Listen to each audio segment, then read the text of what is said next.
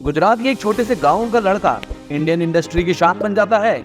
आज हम इस वीडियो में इंडियन इंडस्ट्रियलिस्ट बिजनेसमैन धीरू भाई अंबानी के बारे में बात करेंगे दोस्तों, और इनकी लाइफ की वो अद्भुत किस्से और फैक्ट्स आपको बताएंगे, उनके बारे में बात करेंगे और आपको लाइफ में आगे बढ़ने की मोटिवेशन देंगे। दोस्तों चलिए शुरू करते हैं। अपने 50 साल की करियर में धीरू भाई ने काफी उतार चढ़ाव देखे, मगर किसी भी मुश्किल हालात के सामने झुके नहीं धीरू भाई अंबानी। हर कठिनाई का जवाब इनके पास था। धीरू भाई ने कभी भी अपने लाइमलाइट को हटने नहीं दिया। उसे हमेशा न्यूज में रहते थे, कभी पॉजिटिव कभी नेगेटिव, और नेगेटिव पब्लिसिटी भी एक पब्लिसिटी होती है, ये बात धीरू भाई अंबानी बहुत अच्छे से जानते थे। कभी हर नेगेटिव न्यूज को वो पॉजिटिव में बदल देते थे। जो अखबार धीरू भाई के बारे में नेगेटिव चीजें छापते, उन्हीं अखबारों में धीरू भाई सबसे ज्यादा एडवर्टीजमेंट देते। हमने ये भी सुना है कि अखबार की अगर किसी पेज पे धीरू भाई की नेगेटिव खबर होती तो वो अगले ही पेज पे पूरे के पूरे पेज पे अपनी एडवर्टीजमेंट भर देते।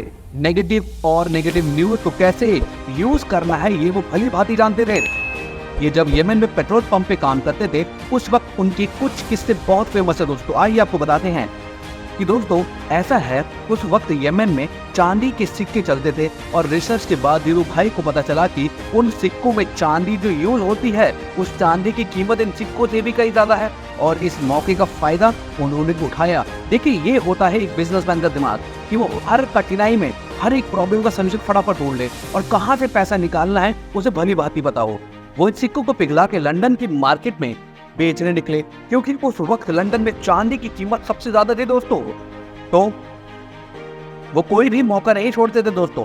इनका दूसरा किस्सा कुछ ऐसा है कि जब धीरू भाई पेट्रोल पंप पे काम करते थे, वहां चाय 25 पैसे की मिलती थी, और पेट्रोल पंप से थोड़ी दूर पर एक होटल था जहां चाय 1 रुपए की मिलती थी। पर ये बंदा 25 पैसे की चाय छोड़ के पेट्रोल पंप से दूर 1 रुपए की चाय पीने जाता था। लोग ये देख के दंग रह जाते थे। जब उनके दोस्तों ने पूछा कि भैया क्यों कर रहे हो ऐसा, तुम सस्ते चाय पी लो, हम तो गरीब लोग हैं, हमारी सैलरी कम है, हम तो पेट्रोल पंप पे काम करते, तुम 1 रुपए की चाय पीने की जाती, तब 1 रुपए ज्यादा होता था दोस्तों।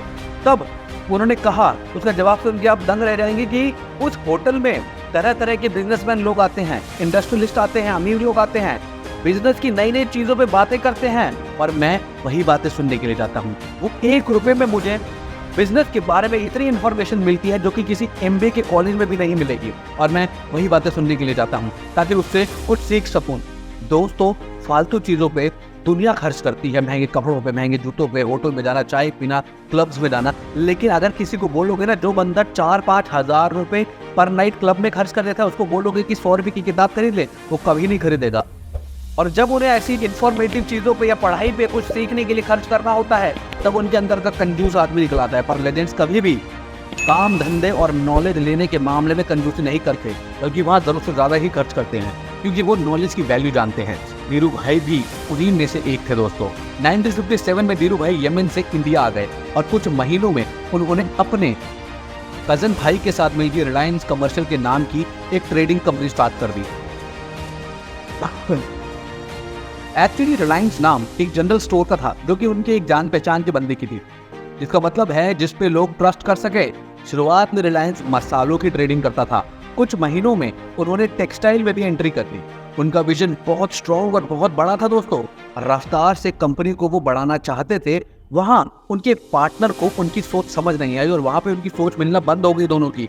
तभी उन्होंने फैसला किया कि हम अलग हो जाते हैं। उसके बावजूद उन्होंने अपनी रफ्तार कभी कम नहीं की दोस्तों, वो आगे ही बढ़ते गए। 1 साल तक वो भारी लॉस में थे, लेकिन दोस्तों जब उन्होंने अपनी पहली टेक्सटाइल मिल खोली, तब अलग अलग टेक्निक्स लगा के अपनी सेल को 90 लाख तक पहुंचा दिया। तब उसका प्रॉफिट था कुल 13 लाख रुपए, और दोस्तों उस वक्त 13 लाख रुपए बहुत बड़ी रकम होती थी।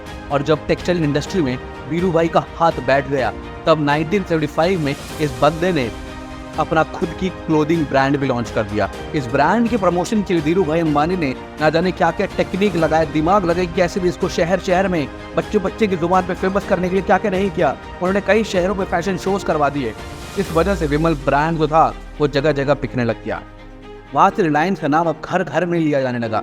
दोस्तों रिलायंस एक ऐसी कंपनी थी जिसने सबसे पहले अपना IPO निकाला था। उस वक्त लोगों को स्टॉक मार्केट के बारे में कुछ ज़्यादा पता ही नहीं था, पर धीरू भाई की इमेज इतनी बढ़िया थी दोस्तों उनकी इमेज इतनी स्ट्रॉन्ग थी दोस्तों कि आईपीओ में 58,000 इन्वेस्टर्स ने अपना पैसा लगाया और इसकी वजह से रिलायंस रैपिडली ग्रो कर पाया।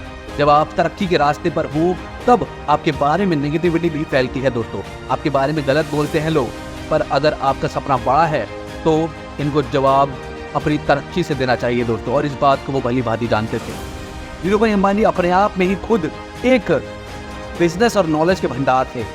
नेगेटिव न्यूज़ के जवाब में वो अपना नेक्स्ट मूव पब्लिश कर देते, जिससे गॉसिप करने वालों के मुंह पर ताला लग जाता। जब धीरूभाई की डेथ हुई तो रिलायंस की इवैल्यूएशन 25.6 बिलियन थी। दोस्तों अगर आपको ये वीडियो इंटरेस्टिंग लगी और नॉलेजेबल लगी तो इस वीडियो को अपने दोस्तों के साथ शेयर जरूर करना, और दोस्तों हम ऐसी ही वीडियोस आपके लिए लाते रहेंगे। वीडियो को लाइक करके सब्सक्राइब करना मत भूलना। धन्यवाद दोस्तों।